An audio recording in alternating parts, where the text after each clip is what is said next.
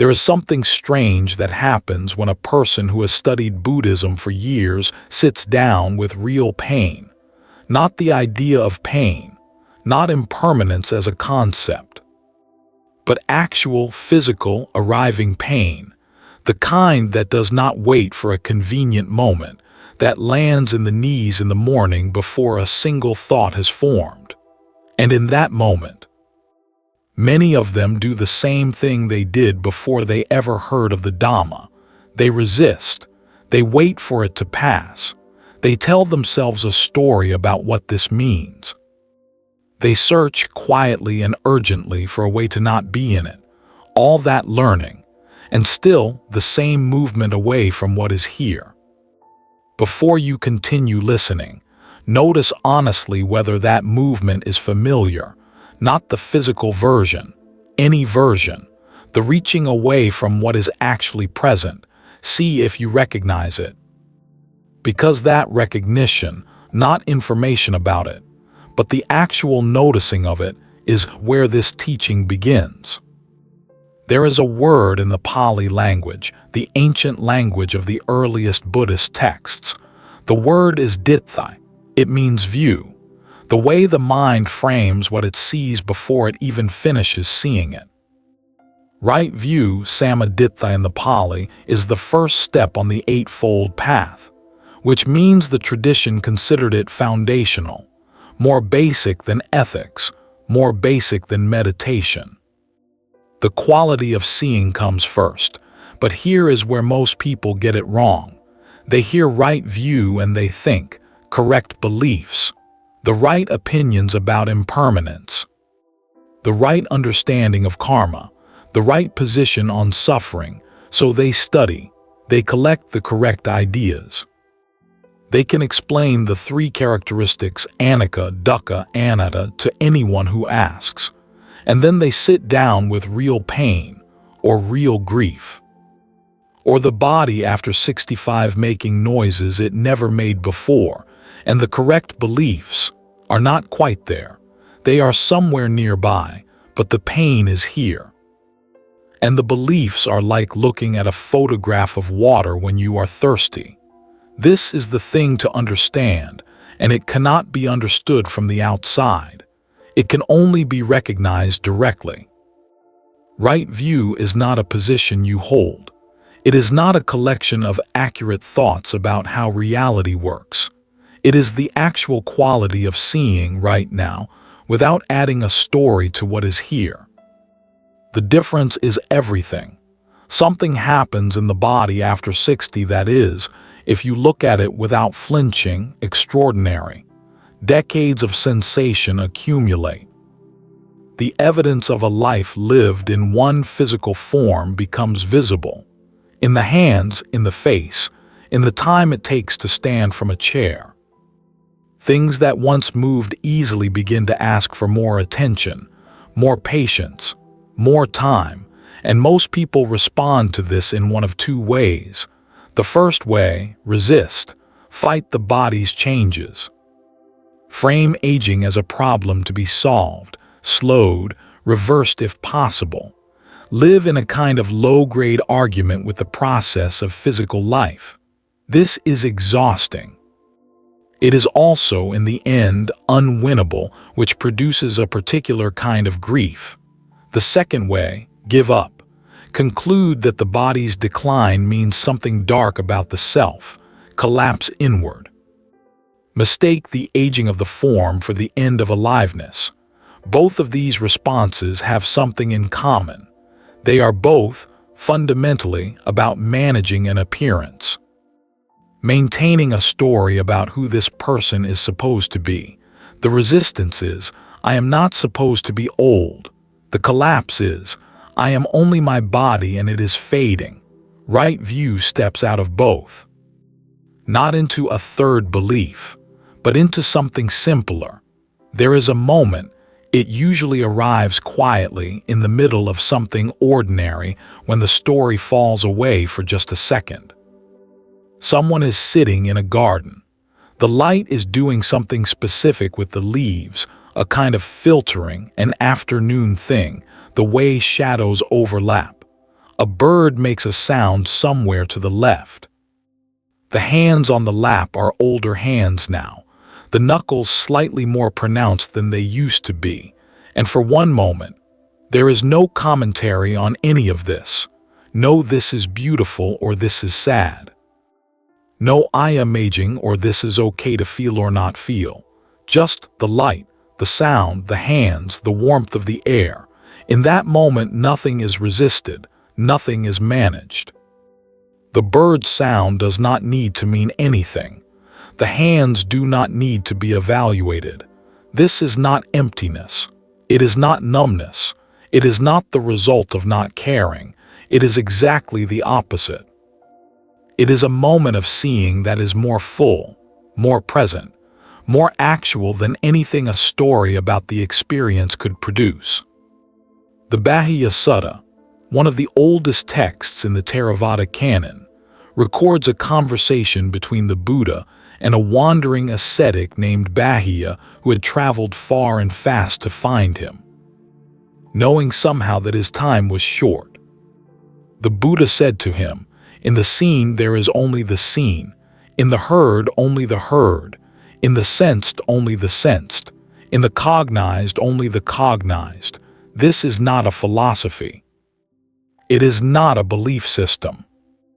It is pointing at something that is already available, that has always been available, in the moment before the mind starts organizing experience into a story about itself."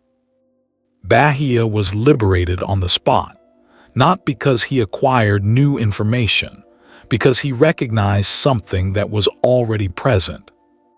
Here is what right view actually looks like in a life after 60, not in theory, but in the textures of an ordinary day. A woman wakes before dawn with a familiar ache in her lower back. She has had it for years. Before, her first response was resistance.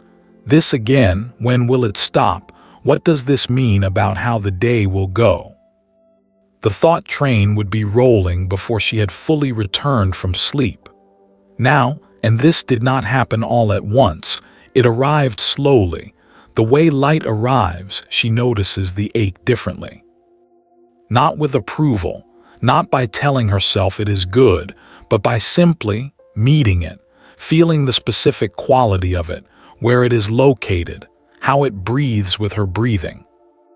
The way it is not in this moment the story about it, but just sensation, present and already changing by the time she has finished noticing it.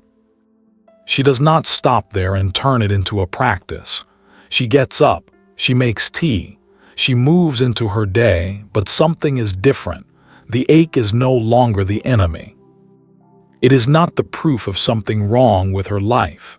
It is just a sensation, one of thousands in a body that has been alive a long time, still making itself known.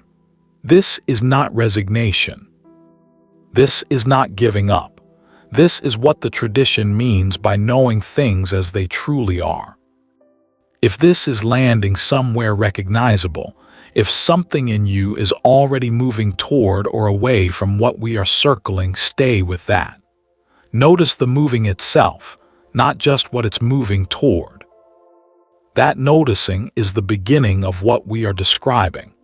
There is a common misunderstanding that right view means you accept everything without feeling anything. That a person with correct view is somehow beyond preference, beyond grief, beyond the pull of love or loss. This is not what the teaching says. The Buddha wept. Ananda, his closest attendant for 25 years, wept at the parting. The tradition is full of feeling. What right view changes is not the presence of feeling but the relationship to it. When pain arises in the body, or grief arises in the heart, or the specific ache of watching someone you have loved for decades grow frail, right view does not make that experience smaller. It makes it more fully met. Because the alternative, the mind that is constantly managing, comparing, narrating, defending, is not actually feeling the experience. It is running very fast through a story about the experience, and the story, however sophisticated, is always slightly beside the point. Someone sits with a friend who is dying, really sits. No project for how this should go, no management of how they themselves should feel. Just the room, the light, the sound of breathing, the hands of this person they have known. That kind of presence, quiet, not retreating, not managing, is not the absence of feeling. It is the ground in which feeling can actually be felt. This is right view as medicine. Not a doctrine to be believed.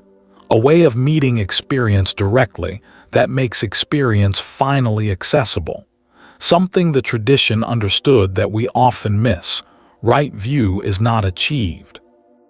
It is recognized. There is nowhere to get to. No correct understanding to finally arrive at after sufficient study and meditation.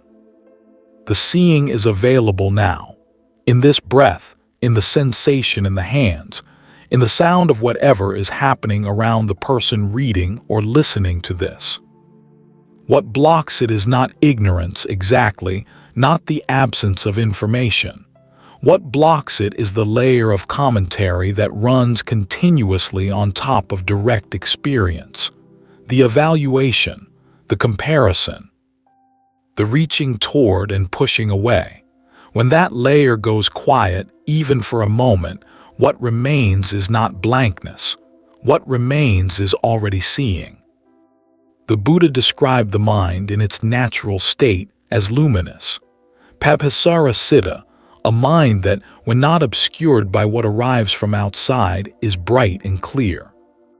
He said, it is the visiting defilements, the additions, the overlays, the stories that obscure it.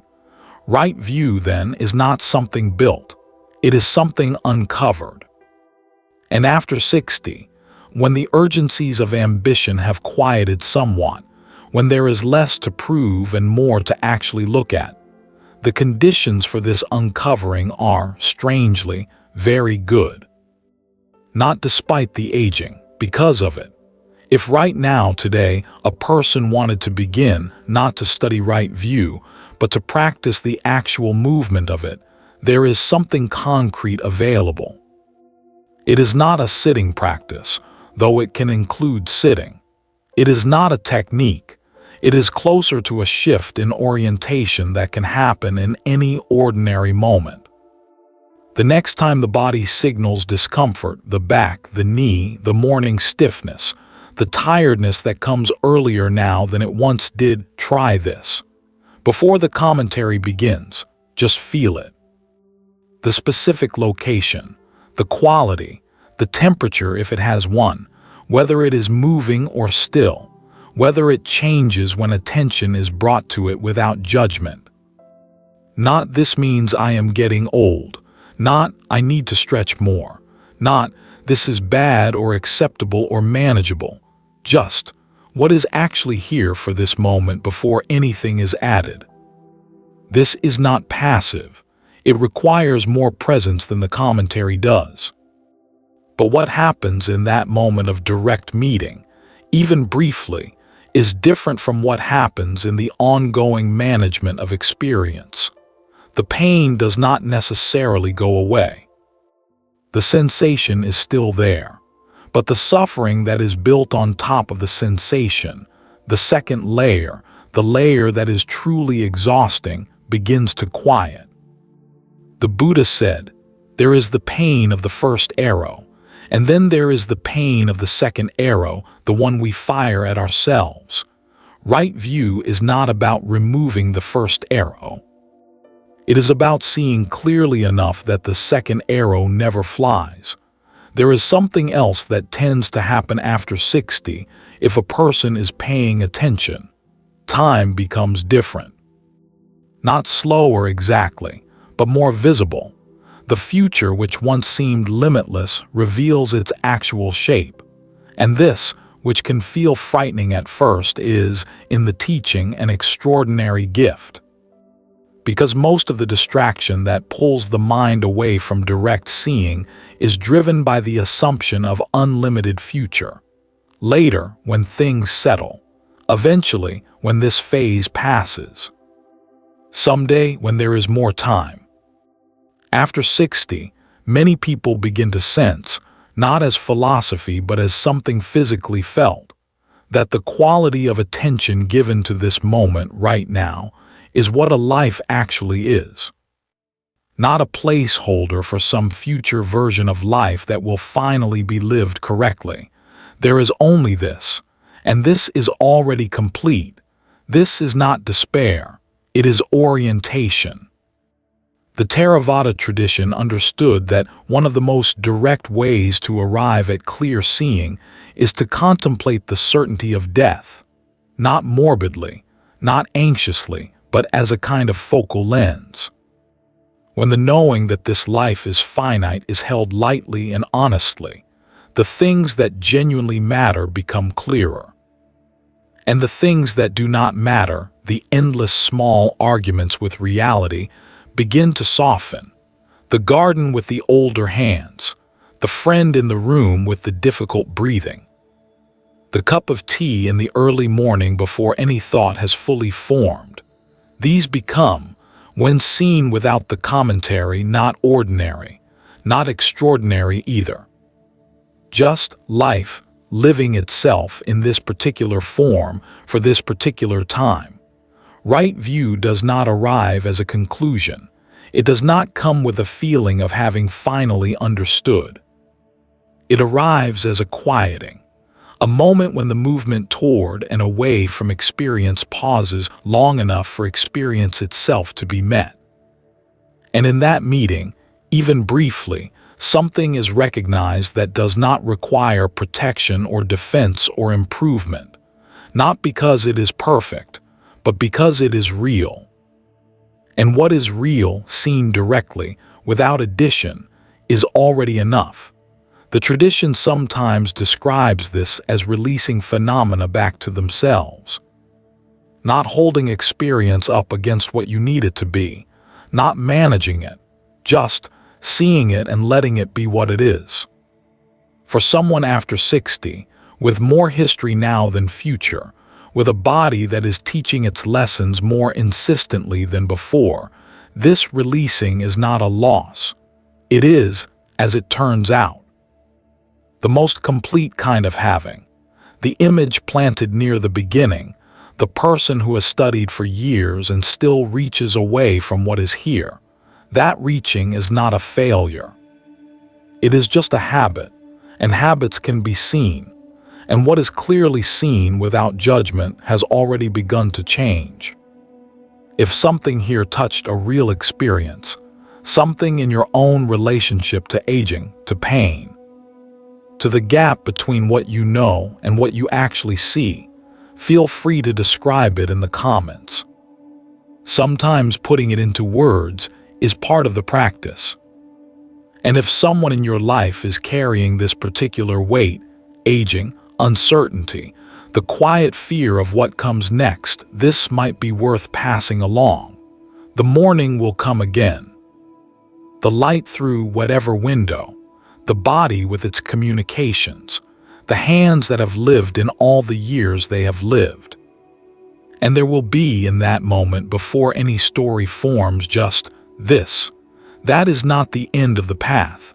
It is not a reward for correct practice. It was always already here.